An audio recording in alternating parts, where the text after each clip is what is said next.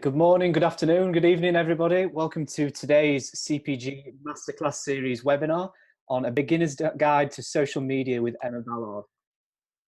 Before we do get started, as always, if you could just make sure your microphones are muted, you're more than welcome to keep your screens on if you want to show your faces, but again, you can turn those off if you want to. Before we do get started as well, we'll just go through the Q&A. So if you do have any questions for Emma that might crop up during the webinar, please do post them in the chat option in the bottom of your screen. And afterwards, I'll allocate a little bit of time to go through some of those questions with her and answer them for you. We'll also be recording this webinar, so if you do miss anything or there's a piece of information that you forgot, we'll upload those onto the hub page of the Masterclass series after the webinar has finished as well. So without no further ado, I'll introduce you to Emma. She's the Director of Digital for Mediate, which is responsible for social media and digital marketing for a global client base. And she's going to be focusing on a beginner's guide to social media. Emma. Good afternoon. Really nice to see you all. Can see loads of people waiting as well, so it's getting quite daunting. There's a lot of people here today, so I'm excited. So let's begin. So although we're currently experiencing an unprecedented time within the golf industry, these weeks of quiet on the golf course can give us an opportunity to look into other areas of our business and make sure that we have everything in order before everything gradually starts to open again. With that in mind, social media can be one of those areas. Without further ado, let's have a look at what we're going to be going through today. We're going to look at social media, why it's important, social media planning, which goes through an 8-step process. Finally, my social media top tips and a recap and conclusion. If you're not already on social media provides platforms where you can talk directly to your customers and potential customers. It helps you to increase your profile within the industry and community, help you build your business and reputation, and ultimately drive sales and the growth of your business. Here's just a brief look at the user figures across social media platforms. Facebook, as you can see, is still the biggest channel, with the current fastest growing channel being TikTok. And I think what is a surprising figure is one of the smaller ones with only 340 million global users. But either way, looking at these figures, it's quite simply the fact that you cannot afford not to be on social media. Social media planning. So now we've all decided that social media is a valuable business tool. Let's look at an 8-step plan to get you started. The first stage is to determine your objectives. The second, to choose your platforms, then optimize your profile and pages, follow the right people and pages, create your content and make sure that it's personal, get your tone right, get posting, and also to track your performance. So let's look at the first step, to determine your objectives. You need to ask yourself 4 key questions before you begin your social media journey. Why do you want to be on social media? Who do you want to engage with? What do you want to communicate? How do you want to communicate it? It is so important to answer these questions so that you can find out which social media channel is best for you. There is always a temptation to make profiles on every sort of platform because you want to potentially gain as much exposure as possible. I believe it's better to concentrate on 1 or 2 channels and become proficient in these first before embarking on others. 2 well-managed accounts is a lot better for your business than 4 or 5 poorly managed ones. So that's the first stage. You're going to have to go home and do some research onto why, who, what, and how. So the second step is to choose your platforms. Now, I came across a similar graphic a couple of years ago and thought this worked really well as a simple way to explain social media channels and its relation to golf. So here it is explained. So if you like to think of Facebook as the places where you'd say, I like golf. Twitter, let's talk about golf. Instagram, here's a photo of a golf course. YouTube, watch me play golf. LinkedIn, my skills include playing golf. Pinterest, a beautiful board of golf courses. WhatsApp, Let's sort out a round of golf. And finally, the newest kid on the block, TikTok. Watch my golf skill on repeat. I don't have time to go through how to set up each social media account, but the main platforms give you a step-by-step guide which talk you through the setup process. So you've got to decide which one's going to be best for you.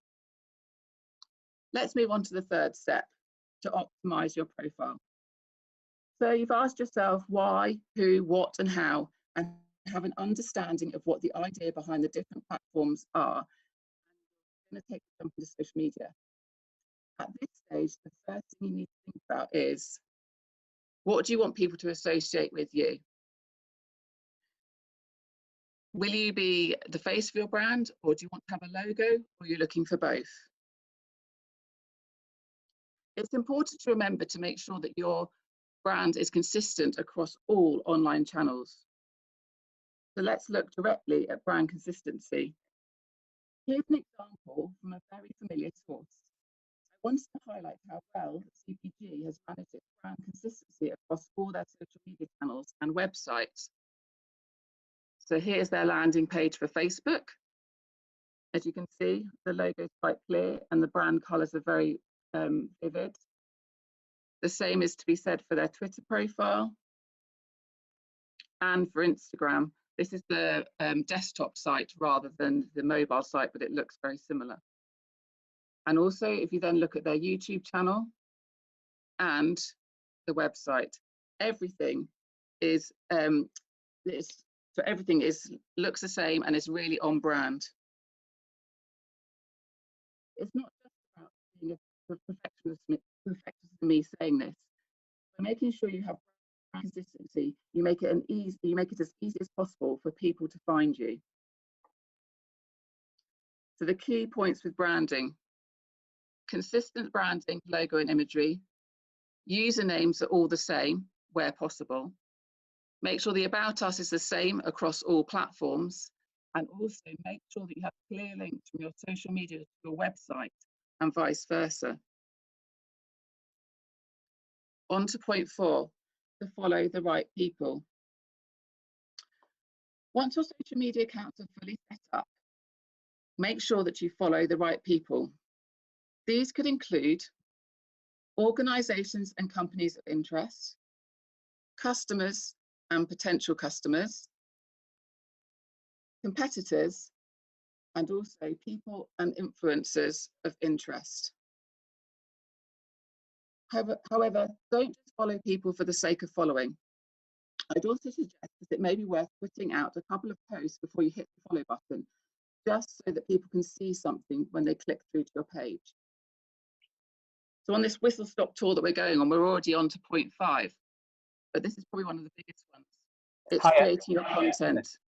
Sorry to interrupt, just for 2 seconds. There doesn't seem to be anything on my end, but I've just got a couple of messages from people in terms of a breakup of sound. Just check, bear with that your microphone cable's definitely plugged in properly. It should be fine because it's fine on my end. Yeah, it's fine here. Is it an internet connection? It might be a little bit of the internet connection. It's just going a little bit on and off, I think, by the looks of the comments. It's fine on my end, but I can't obviously comment for other people. So just make sure it's just definitely plugged in, that's all, just as an FYI. It is. I mean, I'll have to check my internet connection if that helps. What was that, sorry? Presentation and check my internet connection.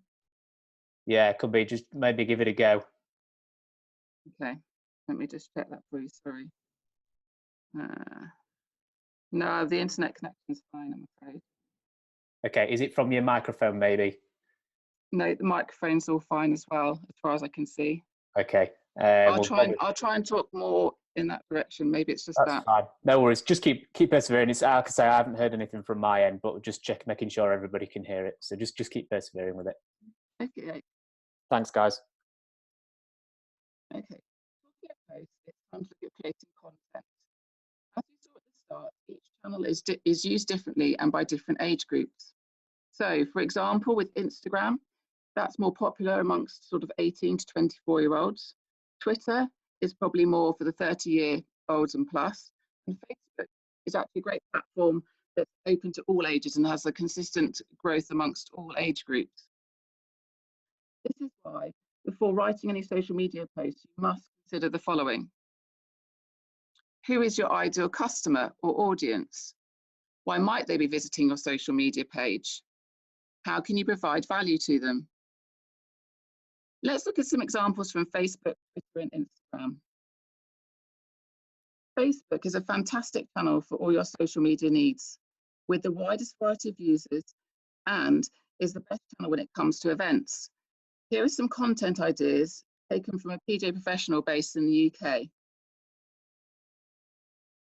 You can use video. Here's a video of a junior lesson. Imagery, always use an image if you can with any of your posts. This also has a link back to their website. Maybe you have some tips that you want to share. Again, here's some tips with a link back to their YouTube page. Maybe you're going to be running an event. You can set up and have your event running on Facebook and get people to attend on there as well. Also, you're able to share content from other channels or other pages that are of interest to you. For example, maybe where you work. Also, when you have a celebration such as Christmas or Easter, you can share that with your followers. Any deals you might have that you want to give out, that's also an opportunity to use Facebook. And finally, it's really, really important, I think, to show some self-promotion. Have you done well? Is there something that you've achieved that you want to share with your followers? So some Facebook tips. How often should you post to your page? Ideally, it would be 4 to 5 times a week, or more if you have more to say. There isn't really a right or wrong answer, but definitely don't overdo it. When should we be posting to our page? Again, initially try different times. Once you've built a following, you'll be able to use Facebook Insights to help you, which I'll talk about later. Moving on to Twitter. Although Twitter has the smallest number of users, it really is another great platform that really lends itself to starting conversations and setting yourself up as an expert in your field. Let's have a look at how your content could be presented. It could include imagery where possible. So I would always choose to have something that had a photo or video. And the best format for that is in a landscape position. You have 280 characters, but I would suggest keeping posts short and to the point. Keep the content varied. Make sure that you share content from others where necessary. Retweet or quote tweet them. You can start a conversation. Use hashtags or piggyback trending topics. So what is a hashtag? A hashtag is a word or phrase preceded by the hash sign used on social media, especially Twitter and Instagram, to identify messages on specific topics. For example, golf, hashtag the Open, Masters, and so on. The basic rules around a hashtag are that you must always start with the hashtag sign. There are no spaces, even if there's more than one word. You must always make it relevant, but also don't overdo it. There's no need to have hundreds of hashtags when you're sending out a post on Twitter in particular. I also mentioned trending topics. So what is a trending topic? A trending topic is a subject that experiences a surge in popularity on one or more social media platforms for a limited duration of time. This is usually associated with a hashtag, a special date, such as Christmas or Easter or the Masters, as I've said already, or an event, as I said, the Masters, anything around those sorts of things that you can think of. It potentially gives you the ability to be part of a conversation, and with that also it gives you a chance to increase exposure. Let's have a look at some Twitter content ideas. So here's one example from a PJ professional based in the UK. You've got some new stock that's come in. Let your followers know about it. You've got a membership offer. There's a way to do that, and sharing the content from the golf club that you work at. Here's just a simple picture of a beautiful shot on the golf course. Events can also be promoted on Twitter, probably with a link back to where people can sign up, or at least it can show people what's on offer. Maybe there's a lesson availability or something similar that you'd like to share. Video is one of the best forms of media to share.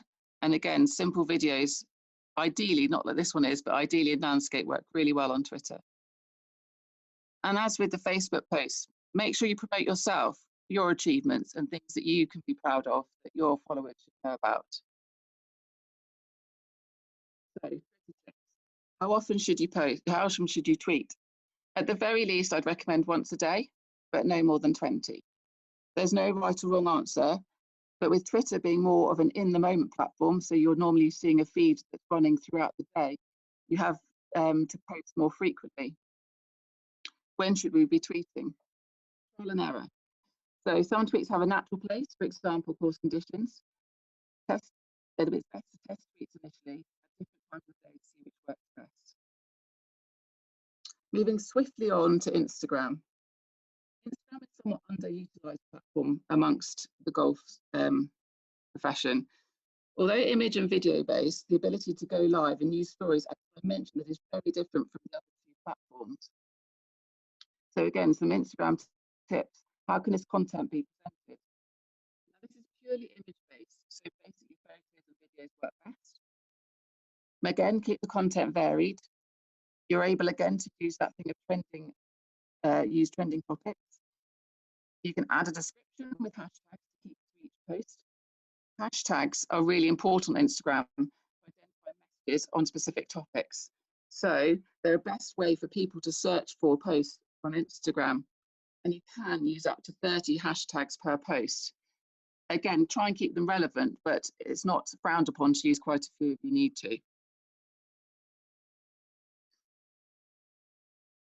So here are some Instagram content ideas. As I said, it's very image-based. So here is one of the golf course. Maybe you've got a tips or tricks video that you want to share, or even just part of a lesson. That's always a good thing to use. Maybe you have a giveaway or a competition that you want to run. Again, personal achievements that you've done off your own back. Always good to get personal touch across on your social media channels.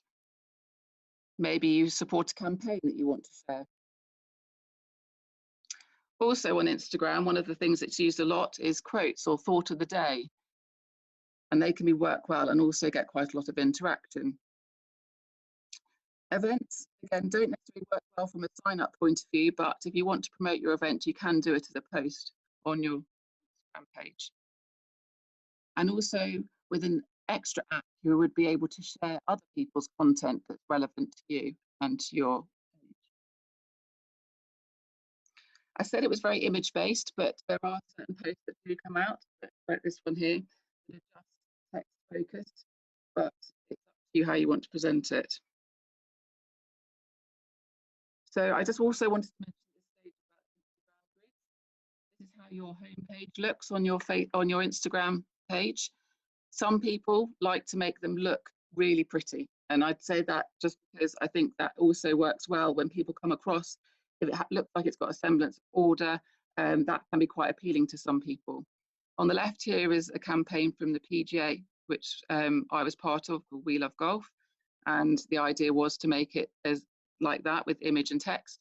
And on the right there is just an example from a golf club called Hadleywood in the UK, showing you some nice and sort of engaging pictures. So some Instagram tips. How often should you post? I would say to try for 3 to 5 times a week. Again, there's no right or wrong answer. At this stage, there really is no need to do more than once a day. When should we be posting? And unfortunately, I'm going to say the same thing again. To start with, it's always trial and error. You need to test posts at different times of the day to see what works best. And once you have a reasonable following, you can use Instagram Insights to help you. I'm only able to cover 3 of the tools today, but I'm sure you are aware of the potential benefits of using other platforms such as YouTube, where you can bring your own unique coaching styles to the fore. You don't need a huge amount of equipment to get started, but be prepared for a lot of work in the background when it comes to editing. I'm not sure So if it's a sort of watch this space, but if anyone wants to show me why it would work for golf pros, then please feel free to let me know. Anyway, back to content. It can seem quite daunting having to produce your own graphics to use on social media and even on e-newsletters and for posters around where you work. Luckily, there are websites like Canva that can take away a lot of these worries. The free version, with examples shown here, is perfectly acceptable, and a pro version is only $12.95 a month. I don't have time but take a look and get creative. You can use, there's lots of stock images and things you can use on the free version. It really does up your presentations and posts. Point 5 is proving to be a bit of a big one, I'm afraid, as we move on to increasing organic reach.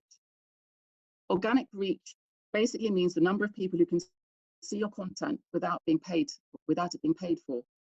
You can achieve this through tagging and mentions, hashtags, posting to other pages, and using Instagram and Facebook stories. So let's have a quick run through. Here's an example of using the same post, but using the @ sign to get more exposure. So love.golf in blue here and Flint Valley Golf Club have both been tagged in this post. That's the example on Facebook. Here's the same example on Twitter. Again, the Flint Valley, you can see that Flint Valley's been tagged there, and the same again on Instagram. What's really good about this is just the way that you can increase your exposure by them sharing your content. Using hashtags, which we've talked about already, these can increase engagement, build your brand, and help you find your audience. And as I've already mentioned, Twitter, you could probably use 1 to 2 per post. Instagram, I'd ideally use 9 to 15, but you can, as I say, use 30. And if you want to use Facebook hashtags, you can, but they're not as necessary. And finally, posting to other pages. This is something that doesn't get used very much, I don't think, within sort of the golf industry at all. If there are people within your area or groups of people that have a group, it's very much worth looking them out, like Joanna Taylor's done here. And what she's done is she's gone into that group and she's posted into that group about an event. It's a great way to increase events in particular, or if you've got some offers that you want to put out there, it's definitely an avenue worth looking into. And then finally, Instagram and Facebook stories. Now, I can't go into detail today about how you use these, but a lot of the time it's quite self-explanatory.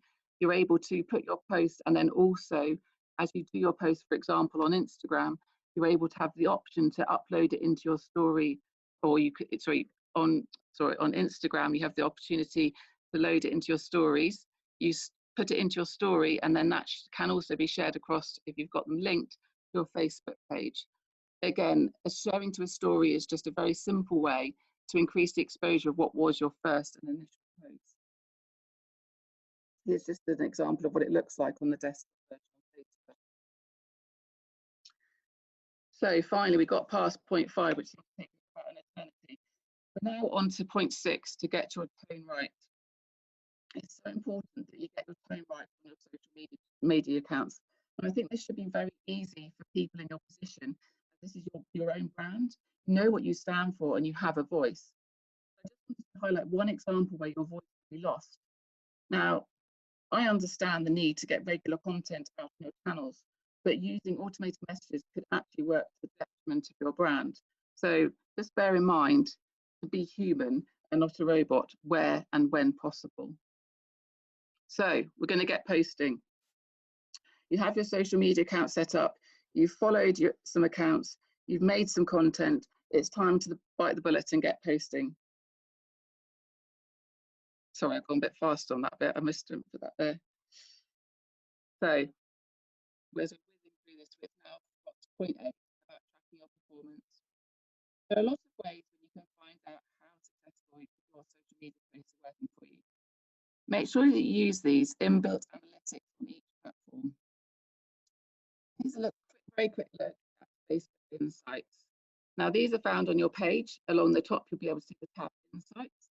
If you go in there, you can see a breakdown of your male and female fans, where they're based, and all that sort of information, which might help you to tailor your future content when you might be putting out a post that's mainly directed at men, for example, when you've actually got a majority of following of women.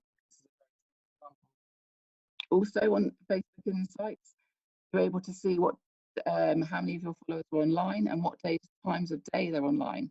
Again, for example here, not that you're going to, but if you put out a post at 3 o'clock in the morning, there's no one really online. So it's better to take the day, potentially maybe after 6 o'clock, to hopefully catch people as they come online in the evening.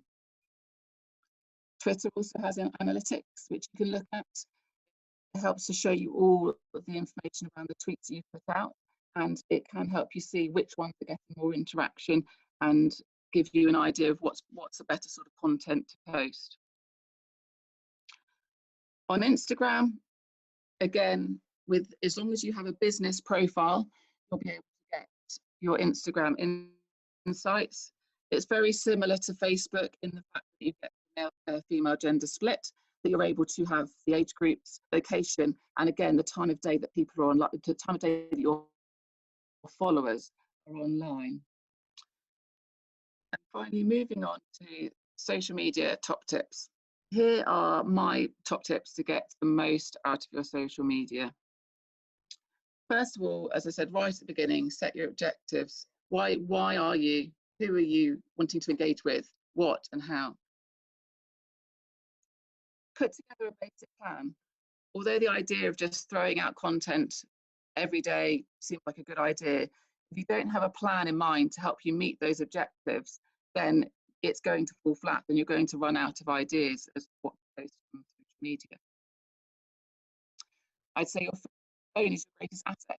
Generally, we've always got it in our back pocket or in our bag or whatever, and it's there for when you're doing lessons or if you're out or you're promoting something, always there. So to take a quick photo or to take a quick video and then post it online when you've got time. Talking of time, it's really important to make time for social media. Even if it's just 1 hour or 2 hours on a Sunday night before you start the working week, just make sure that you've got some idea of what you're going to be doing and what you want to put out on social media the following week. Engage in discussions. It probably should have come at the top, this one, because I think this is a thing that's really missed. If you really want to make your presence known on social media, you need to start engaging in discussions. It isn't just enough to throw out content onto social media. Is there something you're really interested in or passionate about, or people talking about something that you really want to get involved in? Have a chat. It really can help increase your profile. I wouldn't be here today if I hadn't been engaged in discussions on social media. Don't be afraid to experiment. If you've got an idea or a plan of something that you want to try out on social media, give it a go. As I've said, there's no foolproof plan. You need to try different types of content and see what works best for you. Continually evaluate.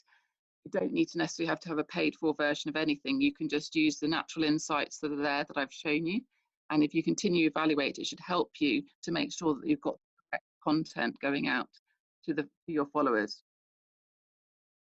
So, as a very quick recap and conclusion, the social media process. Research your audience or your target customers. Create your social media channels.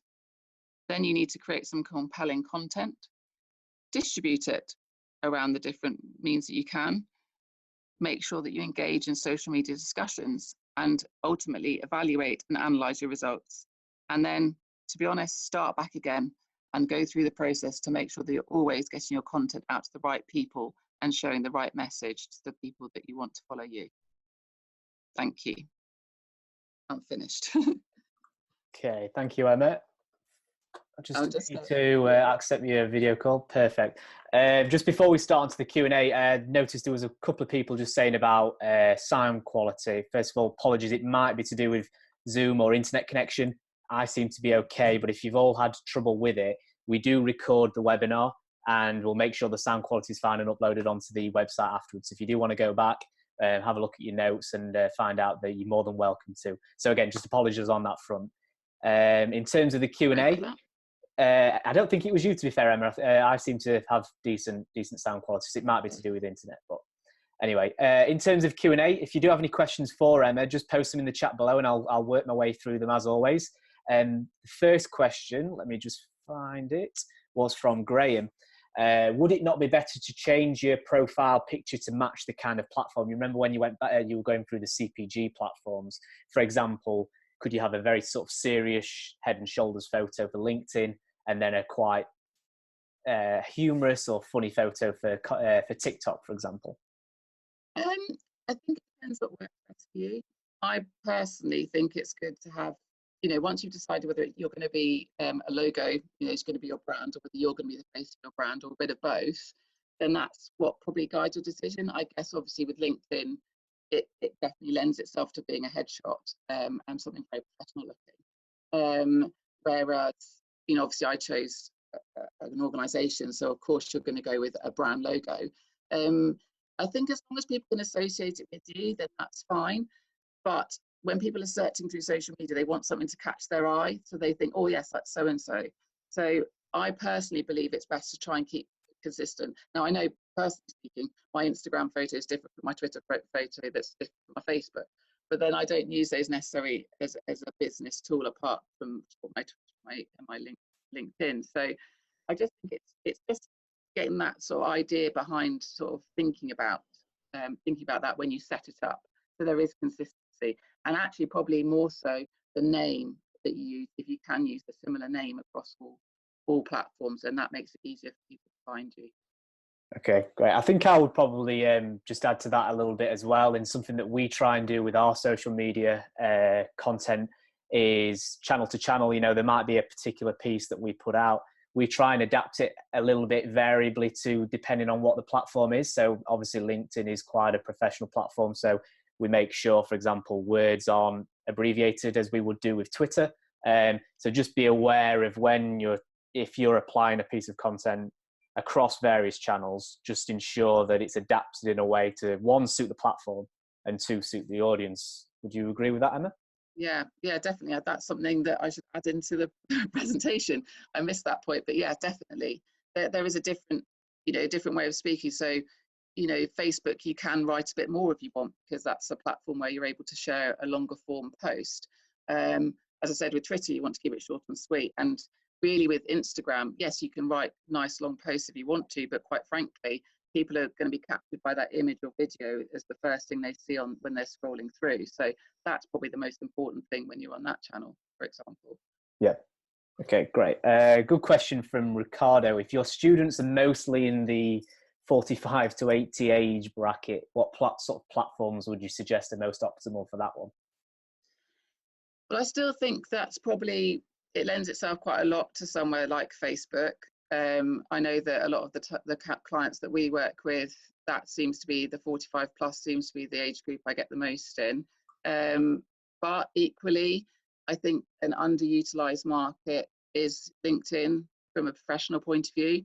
That ability to interact with business people who are normally quite a good target market within golf.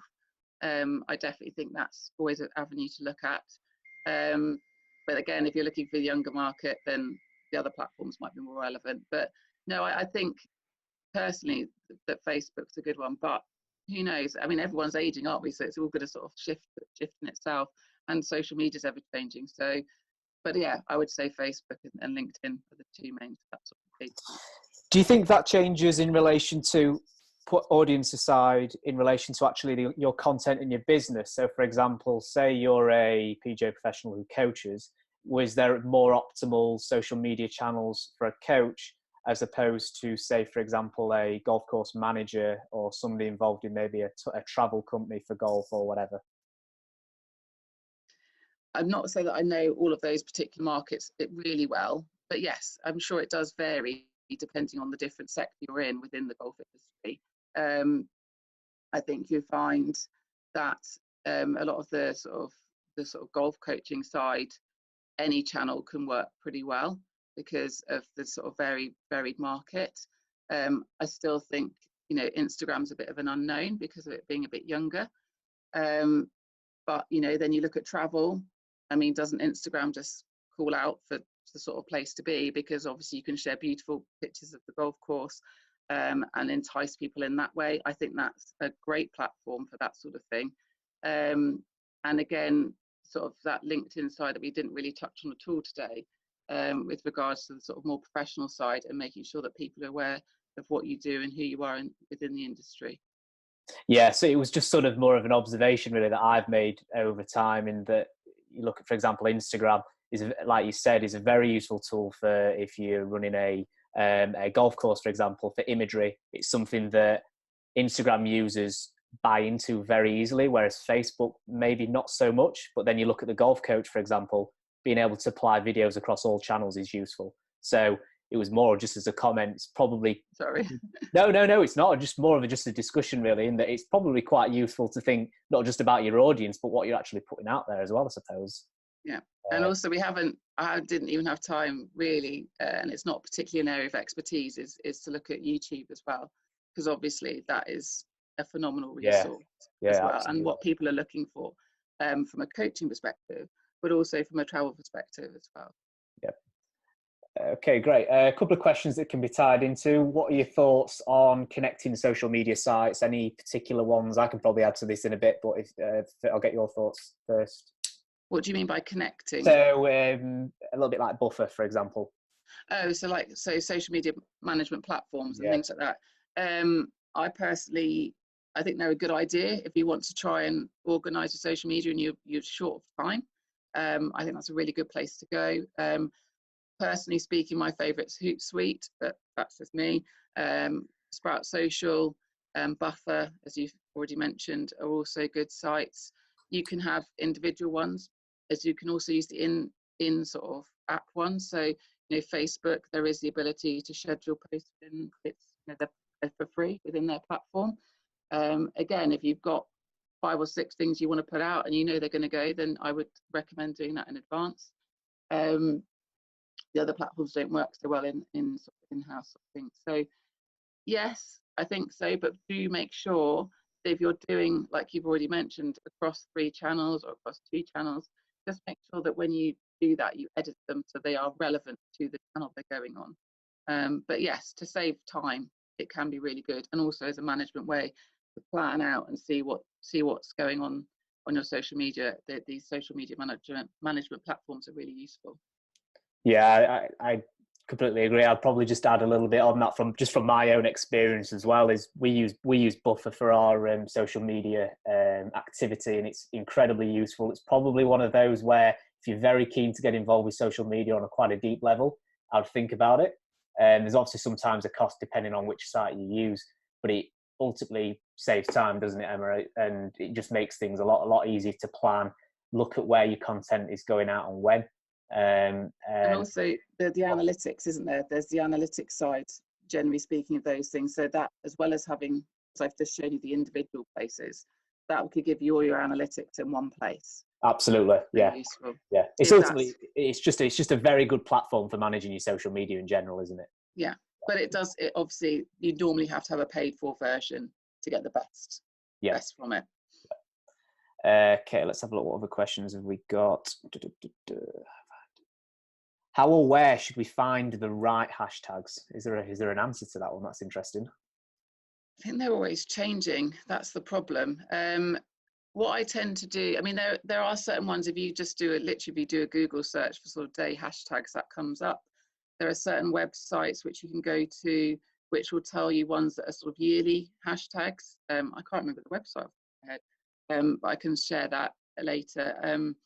They have those sorts of things. So World Ocean Day and all sorts of other things that they're out there, the Women's Golf Day and things like that. So there are hashtags associated with one day every year, which can sometimes be good to piggyback on. But otherwise, I just tend, if I'm not sure, if I'm trying to find out, I just do a quick Google search. So it's like Thursday thoughts. I'm obviously talking this from an English speaking point of view. I have no idea across other languages what there may be. And things like that. But generally speaking, once you get into it, you'll see certain things that come up on a daily basis, which you can then sort of apply to your own social media as well.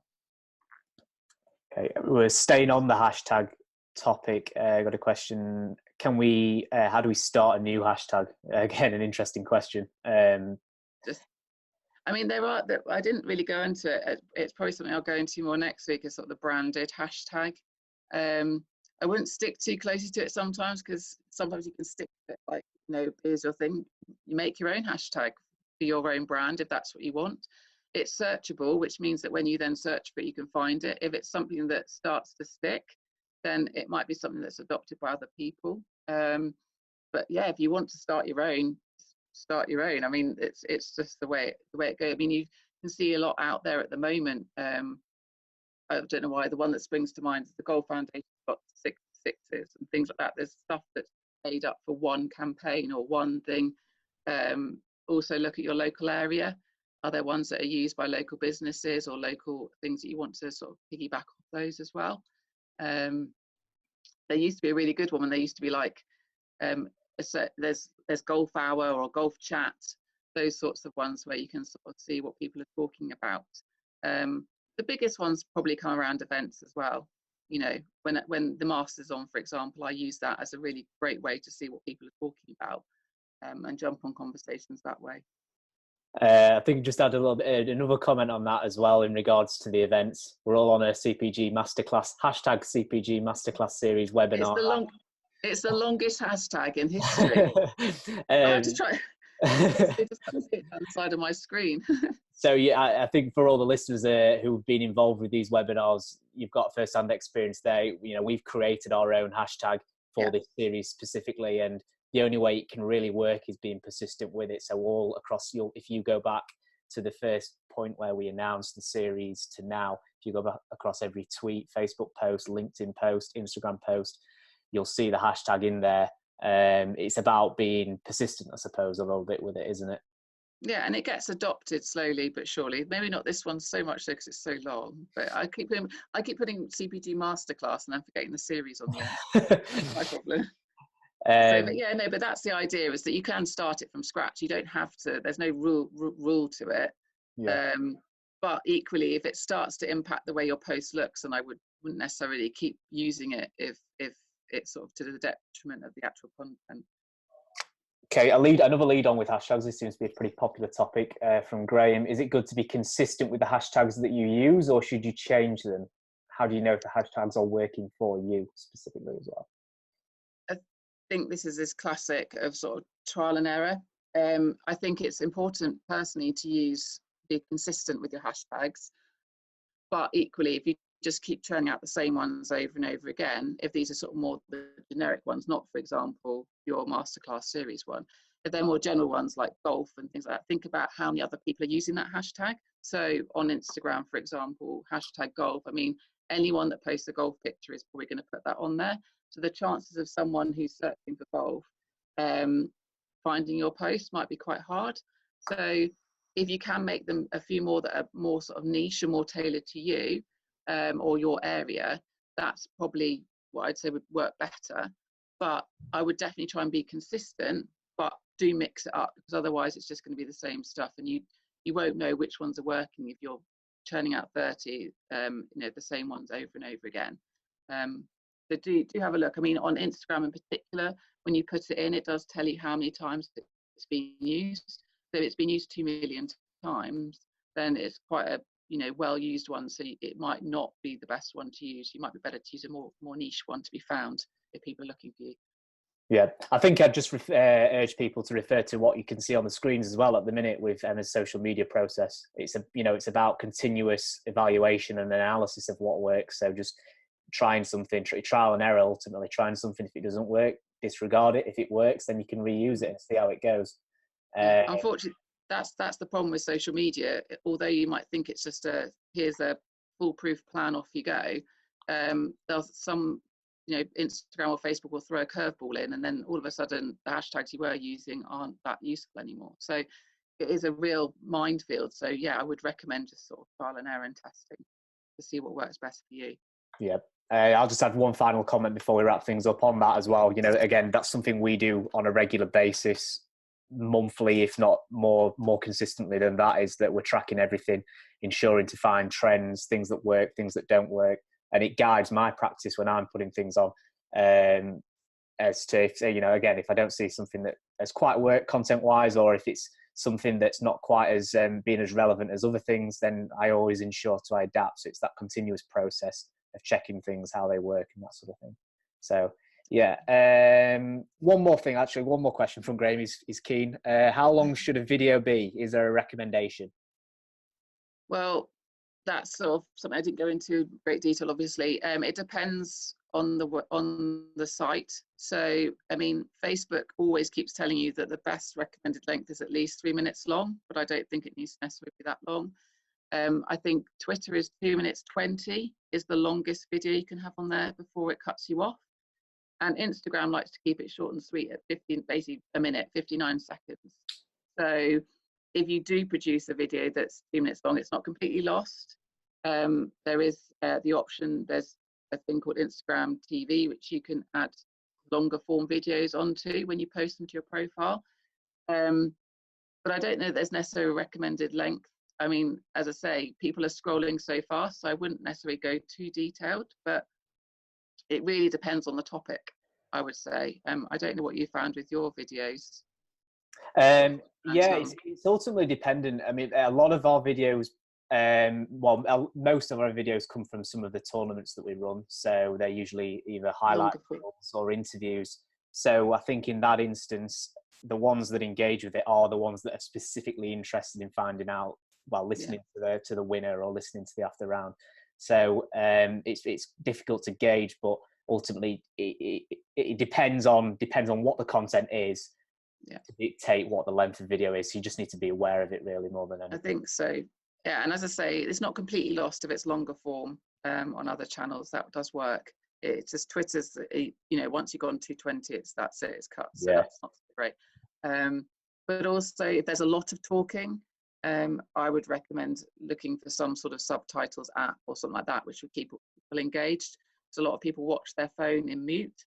And again, if you've got some great interview or some great thing and it's on, they've got their mute on, then you're not going to get the interaction. It just gives you an extra edge, potentially keep someone watching. Yeah. Okay, we'll wrap things up in terms of the Q&A there. Just before we do leave things, just want to thank everybody for attending today's webinar. I hope you did find it interesting. If you did, for anybody who maybe, as I said, had any sound issues, we have recorded this and we'll upload it onto the Hub page afterwards as well. So you're more than welcome to refer back to that if you need to. As always, we've got more webinars coming up this week. We've got tomorrow, The Art and Science of Wedge Play with Stephen Orr. Then on Wednesday, Life After COVID-19 with Johan Hanf and Jonathan Manny. Thursday, we have just announced a new one, a pre-recorded interview with Jose Maria Olafabel from a couple of years ago, which is going to be premiered, which will be fantastic. So we would really appreciate if you could attend that. That's at 8 o'clock Central European Standard Time, 7 o'clock British Standard Time. And then on Friday is with Adam Young, which is focusing on structure, practice, training and lessons. So if any of those do interest you, please be sure to register before them. Once again, thank you all for attending. Really appreciate it. And thank you ever so much, Emma, as well. It's been great to listen to you. Thank you. Thanks for having me. And just on one final, we've got a part 2 with Emma next week, which will be advancing the social media area a little bit more in the discussions that we have, I guess. Yeah. A lot more, more detailed, more looking at planning and process, definitely. Okay, great. So thank you once again and have a great evening, everybody.